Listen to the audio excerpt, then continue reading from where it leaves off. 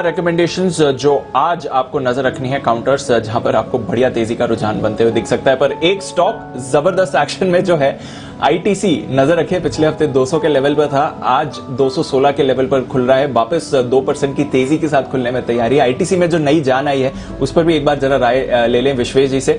विश्वेश जी, charts देखकर बताएं ITC के और मोमेंटम इसमें बनते हुए देखते हैं। देखिए, एक चीज़ समझनी होगी कि stock inspired of all the mockery and everything about 200 being the house of the stock, मुझे लग रहा है कि एक बहुत ही स्ट्रॉन्ग बेस बना है 200 के आसपास, और अभी नियर टर्म में जिस हिसाब से 200 से दूर जा रहा है, 208 के ऊपर जा रहा है, तो मुझे लगता है स्टॉक में एक मोमेंटम है और ये मोमेंटम में स्टॉक 225 तक जाना चाहिए। लेकिन लास्ट 8 to 10 मंथ्स में दीपांशु, स्टॉक ने 3 बार अटेम्प्ट की है 225 के ऊपर जाने की, लेकिन वो फेल हो गया है। तो I would be closely watching कि 225 जो है वो वीकली 100 एक्सपोनेंशियल एवरेज है, मुझे लगता है वहां के आसपास अटकना चाहिए। तो ये मोमेंटम में 225 तक की एक्सपेक्टेशंस है। 225 तक की एक्सपेक्टेशन है। आईटीसी अच्छा मूव आया है काउंटर में, देखते हैं और ऊपर ले जा सकता है या नहीं। निफ्टी को भी सपोर्ट कर रहा है पिछले 2 दिनों से। और अनिल जी, अच्छी शुरुआत के संकेत आ रहे हैं बाजार के लिए, 14 के लिए आते हुए नजर आ रहे हैं। और हेस्टर बायो तो जैन साहब का जेम्स भी था शुक्रवार के सेशन में, और उस दिन भी कमाल दिखाया, आज फिर से कमाल दिखाने की तैयारी में जैन साहब है अगर हमारे साथ। तो जैन साहब, जरा पहले तो बधाई और उसके बाद दीजिए अब इस पर अपनी राय।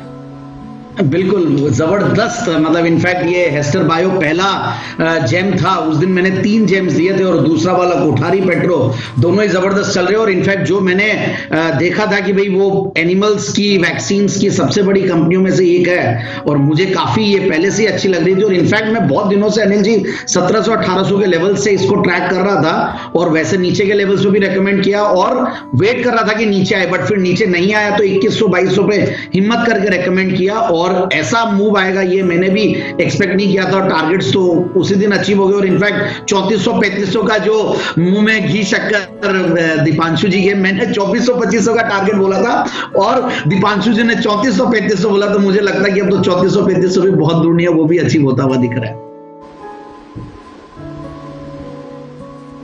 ओके, तो ये है हेस्टर बायो जो दमदार प्रदर्शन करता हुआ दिखा है। गोदरेज एग्रोवेट ये एसआईपी स्टॉक 660 के आसपास है। कुणाल जी, एक बार चार्ट्स रिविजिट कर ले, लेवल्स दे दें इसके।